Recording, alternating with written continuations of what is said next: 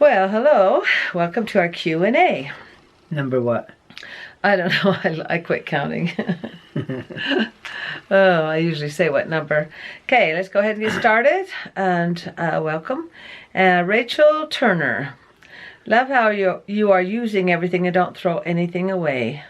And she's talking about when I did the DIY on apples, what to do with apples. And I showed how to make caramel too. Does the caramel help prevent browning on the wedges? And I cut some apples and I dipped them in caramel, and they actually did not brown. I was really surprised. I thought they would brown. But we had them for like 3 days before people ate them. So, good question. Because I was wondering that too. I thought they would brown, but they didn't. I guess there's enough sugar. What did they mean don't throw away? You mean you had the cores? I didn't throw anything away. You kept the cores? I kept the cores, put them through the juicer, made apple juice, and then what was left over I threw it to the chickens. Okay. Why don't you say that, read the next one. Okay, Lynn Bax, yum. I had to Google what Carol syrup was. That's what I make, use for the caramel. Person could be in another country. Could be, yeah. You know, everybody's heard of that because it's used for popcorn, isn't it? I don't know. You use it to cook candy with. Yeah. I'm obsessed with caramel popcorn at the moment. I'm guessing this caramel recipe would be awesome on it. Yes, just don't cook it as long as I did for the apples. You want it to be runny. Just bring it to a boil, and then just, you know, enough to dissolve the sugar, and then just pour it over your popcorn. But don't let it don't let it cook a long time to the, you know, it just boil it and pour it over the popcorn, or it'll be too sticky. It'll be sticking. It just won't work. So for popcorn, you just bring it to a boil and then pour it over the top of the popcorn. Okay, so that's a really good question. Okay, Christina T. really loved this video. Thank you for showing several ways to use apples. Can you use those apples for apple pie? I know different apples are better for different recipes. Looks delicious. Yes, you can use it for apple pies. Even after you have frozen the apples, you can use it for apple pies. But cut them into the pieces that you want. The ones I was cutting would be too big. Okay, go ahead and read the next one. Okay, this is right here. April. April Williams. 2 days ago. Ignore that part. Okay. Love all your kitchen gadgets. I think I've asked before, but I forgot. LOL. What a food hydrator. What kind of food hydrator? Well, you just said what of. Yeah, so it's what kind of. Okay, what kind of food hydrator do you have? The food dehydrator. Okay. Is, yeah, the one that I use, I got it from Bosch Kitchens, and it is called the Nesco Garden Master, and I really like that one because the food dryer that I had before I bought 30-40 years ago, and it finally died. The motor finally died. And so I got the Nesco one, Nesco Garden Master, and the trays fit exactly on the same as the one I had before. I can't think. Can you think of the one I had before? I think the prices come down on them too. Yeah, it was only like $150. And I already had the trays. All I needed was the motor and the lid. And I had the trays, but 3 or 4 trays came with it. So it worked out really good. So you have a total of like 10 or 12 trays? 20. Okay, Daniel Lefko. You have written some books. Yes, I have, years ago. And he goes, what books have you written? Oh, you're going to show us. Yeah, so I've got some books here. So this is Mom, I'm Home. I wrote that, I don't know how long ago, 20 years ago maybe. And this is Mom, I'm Home. And this is a book on how to be a stay-at-home mom. But this helps because I didn't know how to raise my kids without having a farm. So I talked to other women, and, you know, so all the ideas that I got from them, I put in this book. And Papa O edited it for me. You read through it, what, 2 times, 3 times? Quite a few more times. Quite a few times. Whoops. Yeah, at least maybe 5 times. And I still had to have corrections in it. I talk about priorities, finances, mom's sanity, food and cheap recipes, discipline, touch, how important touch is. And I talk to the dads. Scared me. I talk to the dads, and I talk about TV, tapes, music, reading, and now the cell phone. Yeah, we didn't have that back then. That could easily be a section, huh? Yeah, that could easily be a whole section. You guys know about that. Raising your children, marriage, conclusion, it's worth it. And so that's that book. Then I wrote some children's books. This is Mama Knows About Fences. And I had my niece draw the pictures here. All the rest of them on Amazon. Yeah, and I have it linked below on how to get these. And this was just a children's book on how important it is to have rules. Rules are like fences. And so it teaches the mom and teaches the child about how important it is for families to have rules. Because kids think rules are not important. And then the next one is Mama Knows About Rainbows, and it's a cute little story about how important it is to not judge someone by the color of their skin or how they look, and how I call it rainbows because this world is a rainbow of different colored people, and how beautiful that rainbow is, and how we can get along. And it talks about the purple flat-headed people and the red pointy-headed people, and how they learn to get along. Okay, and then this is Mama Knows About the Judge, and this is more of a religious book. It talks about Jesus, and it doesn't really talk about Jesus, but it talks about a brother that saves a brother. And of course we know that's about Jesus, but it's a different perspective on how it is to for our brother, for him to give his life for us. And this is a tablet here, and you can get it on your phone too. Yeah. And you can order. This is Mama Knows About Nickels, and how this talks about how important it is to be careful on how you use money to raise your family. And so it just has cute little pictures, and ebooks are only what, $1.50, and you can most of them are 99 cents. 99 cents, and for the ebook, it's just as much fun to read it on. And it tells about the mom who just can't bear to have, like a lot of times parents just want to give their kids money. And when they're little, it's easy, but when they get bigger, it's hard. And this talks about the little boy who falls and gets hurt when he's learning how to walk, and so the mom wants to just carry him. She can't bear to see him fall, so she carries him, and pretty soon he gets bigger and bigger and bigger, and pretty soon she falls down because she can't carry the child anymore. And he says, "Mom, just pick me up." And she goes, "Just get up and walk." He goes, "I can't. I never learned how." And that's how it is with money. And that kind of explains a little bit on that. And I also have them on my phone too. But it's a smaller screen, so it's not as easy to look at the book with your kids and stuff. And this is a larger screen. And then there are people that have the screen to this size, the size of a book. Yeah. So those are the books I've written, and then the link below.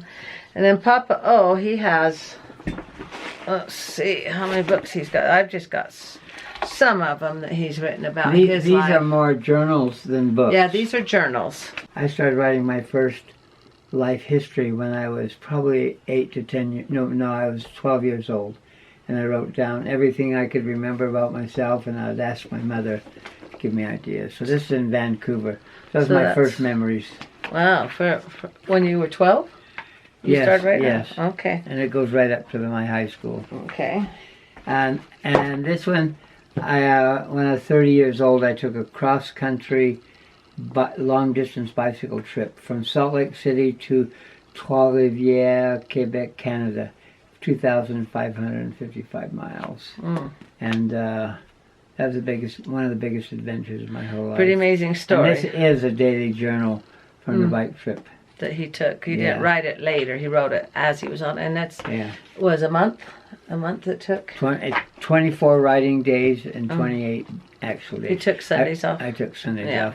And this one here, I left the United States. I decided I wanted to go back to Europe. Oh, 3 years. So I left and went to Europe and lived in actually 3 different places. I lived in Quebec for a year, Spain for a year, Italy for a year, and so I could learn those languages. And I got very fluent. And you were gone for 3 years? Yeah. Oh, wow. And then I went, then I sold all my belongings at how old was I? When did we get married? You were 34, 1974. Yeah, so this wasn't, that was when we got married, but it was a couple of years before that I took the trip there. So this was wandering around Europe. There's a map on the back, and I went to North Africa and just lots and lots of countries, and I ran out of money. It's quite an adventure. And I won't tell you how the story turns out. Well, I will. I come home and marry Roseanne. I think they figured that. No, but I was looking, I actually wanted to marry a girl that spoke another language. But I think it was a little easier. It's easier marrying you. Wait, how many years between these 2 books in your life? I would have to think about it. You'd have to think about that. Okay. Some of our family, well, we're all runners. Our best runner is Davy Orgill, and he was our elite runner or ultra runner. That means greater than 26.2 miles. And this is his journal. His journals I published about all the races he ran, triathlons. The longest he ran was a 100-miler and 50-milers, and lots of marathons. And it's got pictures in it. Joe's journals don't have pictures. I chose to do black and white because it made the book sell for a lot cheaper. Yeah, color it'd be like $30. The black and white areas in high school and stuff. Okay. Okay, now the last one I wrote was Meeting Roseanne. How we finally meet. And that's an amazing story too. Just how he finds how me. I left Paris. There's Joe with your bike and your suitcase. The Greyhound bus. I literally moved to Europe, and I came back with 7 cents in my pocket. There's Joe with his sister Amy. And I had to hitchhike across from New York to Salt Lake. So there's a few pictures in there. Just tells how we met, and it's just his journal, his actual journal that he was writing while we were dating. Yeah. So that was fun. That was a good question, and those are all linked below. How you get those books? Most of them sell for around. If you have Amazon Prime, they'll deliver it for around $7, something like that. $7 total. Yeah. Well, depends on how many pages it is. Yeah. And you could get the ebooks. Ebooks for 99 cents. Okay, hello. I love when you and Papa do the ending, love. When we do a little kiss. I didn't know people were watching. She makes it all the way to the end. Not everybody does. The majority of people only watch the first 4 minutes. So if you go all the way to the end, you can hear the quotes. You can see us give a little kiss, a little peck. And she goes, "Is that you singing it at the end?" Sometimes it's me, sometimes my sister Judy. But in this particular video that she's talking about, it's my sister Judy singing "My Mama Told Me Never Tell a Lie."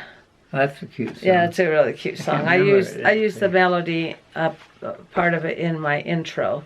Da da da da da da da da da. My mama told me never tell a lie. Didn't you? Will be watching you. That's why. Isn't there a story of you talking to your mom about an older couple kissing, and somebody said it's gross? And I remember on TV, they showed an elderly couple kissing, and I go, "Ooh, gross," and my mom goes, "It looks mighty sweet to me." Okay, I'm here to dance. Will the twins go on their birthday date together, or do they prefer having one-on-one time with you and Papa O? But they want to go together, and with Ambry, all 3 of them went. We had a sleepover, and then a couple days later we took them to the movies, and they just giggled and laughed, and Papa didn't go on the actual date with us because he was teaching. That's what he was trying to say, and he was just too exhausted. He would just fall asleep during the movie. But they actually want to go together.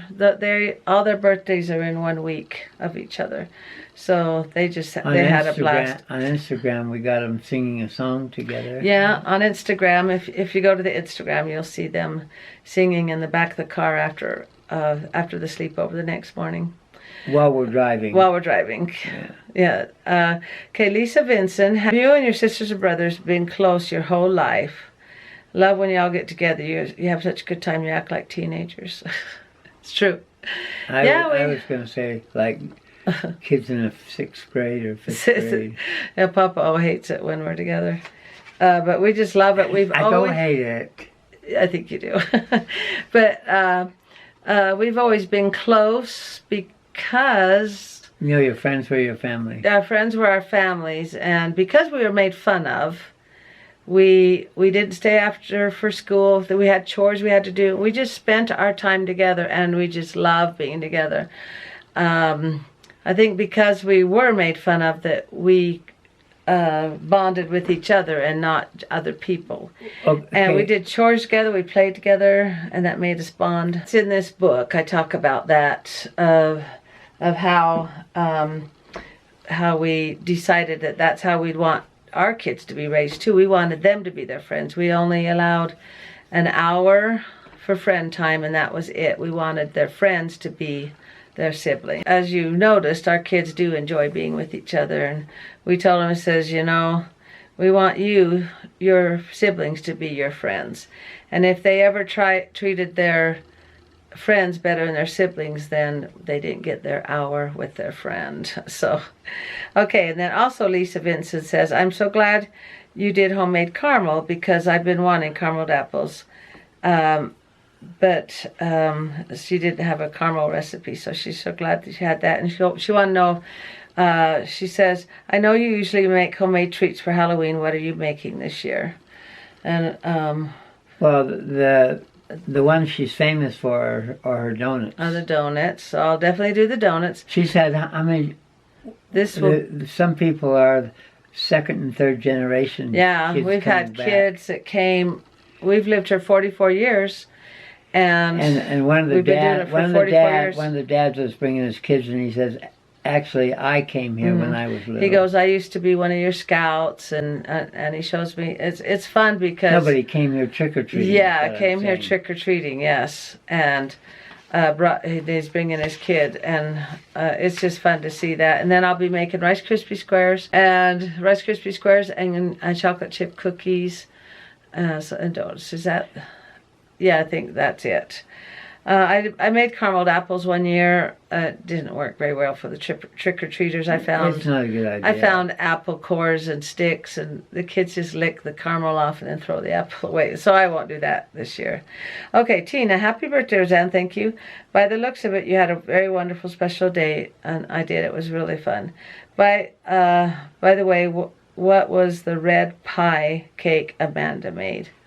It looks delicious, and it's called Danish Desserts, and I'll post the rest, the DIY for that. Is that the pie, the cheesecake one that appears like a cheesecake? And that always gets eaten up really, really fast. So I'll post the DIY to that right here. Okay, why don't you read the next one? Levi Brand. Mama, oh, did they vlog telling you? And he's talking about when Davy and April told me they really are pregnant. Well, it's on their vlog, though, I think. And he said, well, this is before he knew, but he says, I'm assuming you were told before they told us. And he goes, yeah. Like, I knew like a week before, but I couldn't say anything till they actually said. But they told me the next day at Zaid's cross-country run. So I was right. April is going to have a baby. She just found out today she's pregnant. And so I knew the very next day. And then you guys didn't find out till about a week later. Okay, one last question. Why don't you read that one? Okay, count your life by... Bobby Fox. Count your life by smiles, not tears. Count your age by friends, not years. Happy birthday. And I put that on because I liked that quote that she gave. All right, well, that was a lot of fun.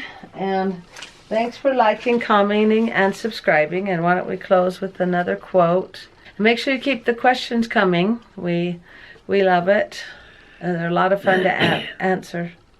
Okay, people have to remain positive and believe in those dreams. It's really important.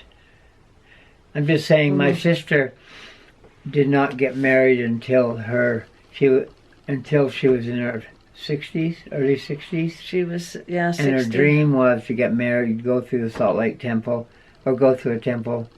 And she kept her hope up, and she had to take care of my mother, who was bedridden. And your dad. And my dad. She had to take care of both of them. And so she never got to go out or anything. But she did get married, and all her dreams came true at a later age. It's never too late for your happily ever after. Oh, that's what it's saying. Never too late. Never too late. So thanks for liking, commenting, and subscribing. And good night, everybody. Good night. See, there's the kiss at the end.